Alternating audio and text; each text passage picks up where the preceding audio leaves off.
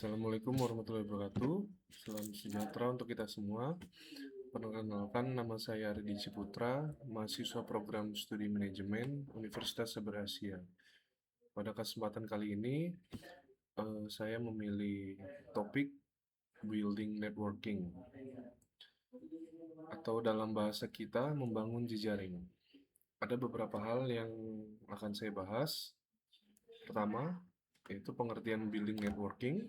Kedua, manfaatnya.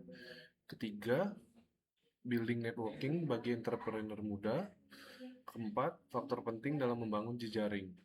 Dan kelima, teknik membangun networking yang efektif. Kemudian yang keenam, memanfaatkan media sosial profesional seperti LinkedIn. Di bagian akhir, saya akan menutup dengan sebuah studi kasus. Baik, mari kita mulai. Hari ini, sektor bisnis berkembang sangat pesat.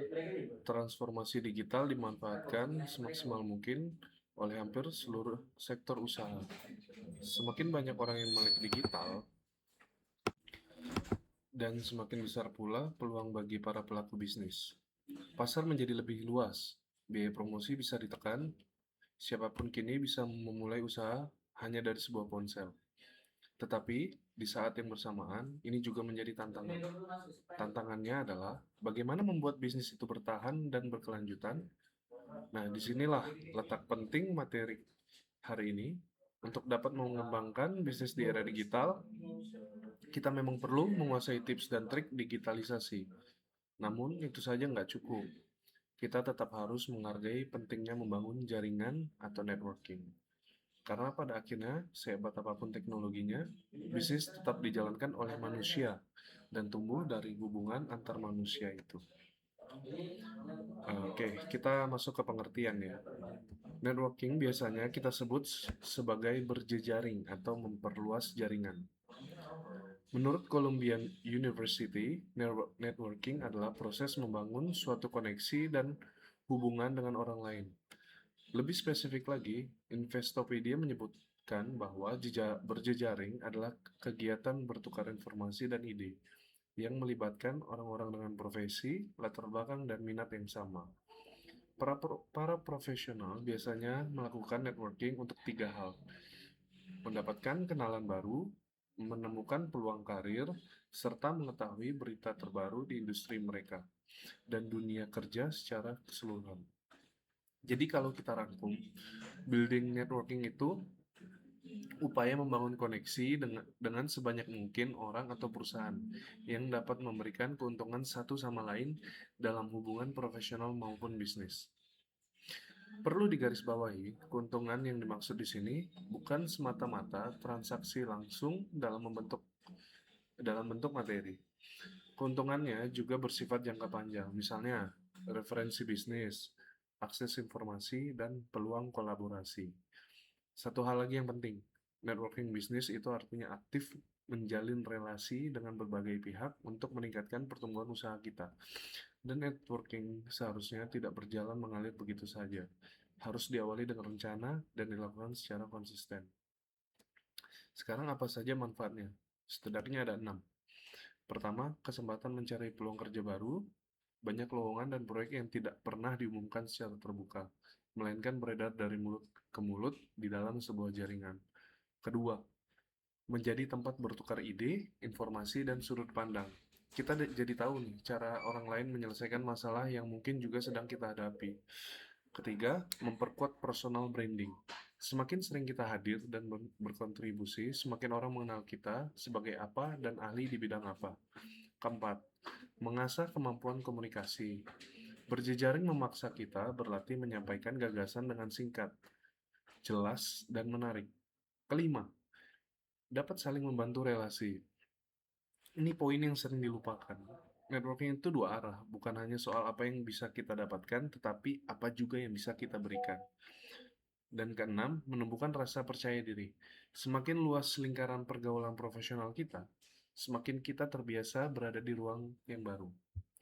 Kalau kita tarik ke konteks bisnis, Networking juga menyiapkan modal sosial, membantu kita mendapatkan sumber daya manusia yang berkualitas, membuat bisnis lebih cepat berpopuler, meningkatkan kemampuan melayani pelanggan tanpa biaya yang terlalu besar, serta mendukung proses kolaborasi untuk melahirkan inovasi. Berikutnya, mengapa hal ini sangat penting bagi entrepreneur muda? Networking sesungguhnya dibutuhkan oleh semua profesi, namun bagi seorang entrepreneur, ia menjadi sangat vital. Beberapa manfaat jaringan bagi wirausahawan muda antara lain meningkatkan social capital, meningkatkan skill set atau pengetahuan umum, menemukan kesempatan pasar bisnis, meningkatkan brand awareness, serta menemukan self-confidence. Dan ini kabar baiknya. Networking tidak selalu harus bertemu dengan orang yang benar-benar baru. Networking juga dapat dilakukan dengan memperkuat relasi yang sudah ada melalui apa yang disebut friend of friend mindset. Artinya, teman dari teman kita adalah calon jaringan kita berikutnya. Lalu, kapan sebaiknya kita mulai? Jawabannya sekarang. Membangun jaringan dapat dimulai sejak masih sekolah atau saat menempuh pendidikan di perguruan tinggi. Jadi, tidak perlu menunda-nunda niat menjalin relasi profesional. Justru gunakan kesempatan emas ini supaya kita punya banyak relasi yang bermanfaat bagi perkembangan karir dan bisnis di masa depan.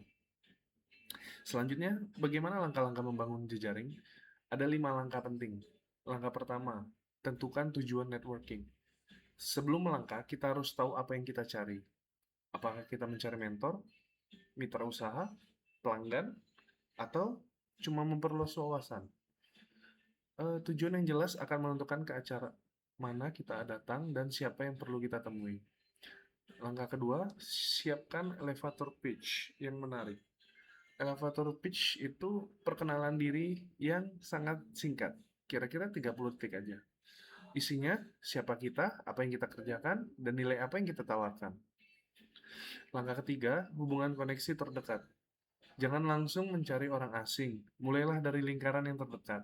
Keluarga, teman kuliah, rekan kerja, alumni, mereka adalah pintu jaringan yang lebih luas. Langkah keempat, bergabung pada komunitas lokal dan nasional. Komunitas profesi, komunitas UMKM, atau organisasi kampus adalah tempat berkumpulnya orang-orang dengan minat yang sama. Langkah kelima, manfaatkan media sosial untuk memperluas jejaring. Dan perlu kita ingat, networking bukan sekadar memperluas jaringan pertemanan, termasuk di dalamnya adalah bagaimana cara membina hubungan yang baik dan menjaga koneksi tersebut agar tetap kuat. Untuk itu, kita butuh kemampuan berkomunikasi yang efektif.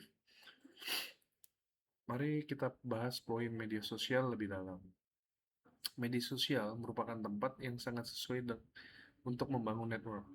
Kita bisa memperluas jaringan pertemanan di kalangan profesional sesuai bidang yang berkaitan dengan karir kita. Salah satunya dengan bergabung dalam grup profesi. Ada data menarik di sini. Berdasarkan survei yang dilakukan Career Builder, sebanyak 70% rekruter melakukan background check untuk menyaring calon karyawan melalui media sosial. Artinya apa? Jejak digital kita adalah bagian dari citra profesional kita. Maka jagalah dengan baik. Salah satu media sosial yang bisa dimanfaatkan untuk membangun jaringan adalah LinkedIn. Di sana, lengkapi profil kita, tuliskan pengalaman dan keahlian, aktif membagikan hal-hal bermanfaat sesuai bidang kita, dan bangun percakapan yang sopan dengan orang baru. Banyak dari kita paham teorinya, tapi gugup saat harus praktik. Karena itu ada 6 cara meningkatkan rasa percaya diri saat membangun networking. 1. Siapkan kalimat perkenalan. Sebelum menghadiri acara networking, siapkan 2 hingga 3 kalimat perkenalan yang membuat kita lebih menonjol dan berkesan. Selain menyebutkan nama, kita juga bisa menyinggung proyek atau pekerjaan yang sedang kita tangani. 2. Palsukan rasa percaya diri kita. Kalimat fake it feel, you make it, bisa kita jadikan mantra agar kita tidak terlihat gugup. Angkat wajah dan tersenyumlah. Saat akan memulai percakapan, simpan ponsel, lalu ulurkan tangan lebih dulu agar kita terlihat lebih terbuka. 3. Mengobrol sambil makan. Sambil Memegang gelas di tangan kiri, kita bisa mendekat dan membuka obrolan. Trik ini membuat kita dan lawan bicara lebih rileks. 4. Rencanakan topik obrolan. Cari tahu lebih dulu siapa yang akan hadir, siapkan bahan pembicaraan sebelum tiba di acara dan bawa kartu nama agar mudah saat bertukar kontak. 5. Lakukan follow up. Ini yang paling sering dilupakan. Komunikasi setelah acara selesai. Sempatkan mengirim pesan atau email singkat, sampaikan bahwa kita senang bisa berbincang dan berharap dapat berdiskusi kembali di lain kesempatan. Siapa tahu dari situ terbuka peluang kerjasama yang prospektif. 6. Networking kapan saja. Jangan berpikir networking hanya bisa dilakukan di workshop, seminar. Memperluas koneksi bisa dilakukan dari kegiatan sehari-hari, misal saat bekerja dengan tim dari divisi lain di kantor atau bahkan bisa menghadiri pesta pernikahan teman. Yang perlu diingat, kesuksesan networking sebaiknya tidak diukur dari berapa banyak kartu nama yang kita kumpulkan.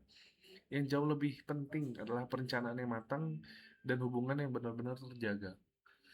Di akhir materi, terdapat sebuah studi kasus, yaitu berbagi pengalaman mengenai upaya membangun networking beserta kendalanya. Dari pengalaman saya pribadi, upaya membangun networking saya dilakukan melalui kantor Bea Cukai. Namun ada beberapa kendala yang saya rasakan. Pertama, mungkin keterbatasan waktu dengan kesibukan masing-masing. Karena saya juga membagi pekerjaan, perkuliahan, eh, kemudian menjaga anak, ataupun hal-hal lain di luar pada itu, ataupun berbisnis. Kemudian rasa canggung ketika harus memulai percakapan dengan orang yang baru dikenal. Dan ketiga, sulitnya menjaga hubungan agar tetap hidup setelah perkenalan pertama. Solusi yang saya tempuh adalah memperbanyak aktif dalam kegiatan-kegiatan di dalam kantor, seperti acara-acara di luar, mungkin press release yang akan dilaksanakan besok. Dari situ kita bisa bertemu dengan banyak orang, dan jangan lupa dengan tips-tips yang tadi. Baik, demikian pemaparan dari saya. Kesimpulannya, di era digital ini, kemampuan teknis saja tidak cukup. Jaringan yang kuat, yang dibangun dengan tulus, terencana, dan konsisten adalah model sosial yang akan menopang karir maupun bisnis kita dalam jangka panjang. Mari kita mulai membangun jejaring dari sekarang, dari lingkaran terdekat, dan dengan niat untuk saling memberi manfaat. Terima kasih atas perhatiannya. Mohon maaf bila ada kekurangan dalam penyampaian saya. Wassalamualaikum warahmatullahi wabarakatuh.